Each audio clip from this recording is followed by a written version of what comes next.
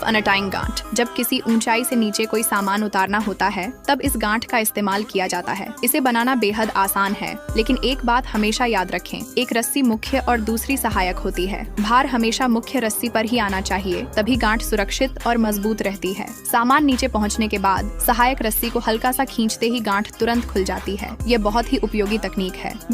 दूसरी गांठ, मोटी और पतली रस्सी जोड़ने की गांठ। अक्सर लोग मोटी और पतली रस्सी को साधारण तरीके से जोड़ते हैं, जो भार पड़ते ही ढीली हो जाती है। सही तरीका यह है कि पहले मोटी रस्सी को मोड़ें, फिर पतली रस्सी को ऊपर से निकालें। मोटी रस्सी के चारों ओर 2 चक्कर लगाएं और उसके सिरे को मोड़कर बने हुए फंदे में डाल दें। ये गांठ जितनी खींची जाती है उतनी ही मजबूत होती जाती है। तीसरी गांठ, देवताओं की गांठ। ये देखने में कठिन लगती है, लेकिन बनाना बहुत आसान है। भार पड़ने पर ये और भी कसती जाती है। आवश्यकता न होने पर रस्सी का सिरा खींचते ही आसानी से खुल जाती है। चौथी गांठ, मछली पकड़ने वाले कांटे की गांठ। उंगली पर एक फंदा बनाएं और मछली पकड़ने वाली डोरी को नीचे से ऊपर की ओर कसकर कई बार लपेटें। ये पुरानी पीढ़ियों से चली आ रही तकनीक है, जिससे बड़े बड़े मछलियों को भी सुरक्षित पकड़ा जा सकता है। अंत में डोरी को कांटे के पास से घुमाकर नीचे वाले फंदे में डाल दें। ये बहुत मजबूत गांठ बन जाती है। पांचवी गांठ, कपड़े के कोने की फिसलन वाली गांठ। कपड़े के कोने को पकड़कर रस्सी का फंदा बनाएं। कपड़े के कोने को उस फंदे में डालकर खींच दें। ये जल्दी बनने वाली और आसानी से खुलने वाली गांठ है। छठी गांठ, क्रॉस फिक्सिंग नॉट। गोल या चौकोर किसी भी खंभे को बांधने के लिए यह गांठ उपयोगी है।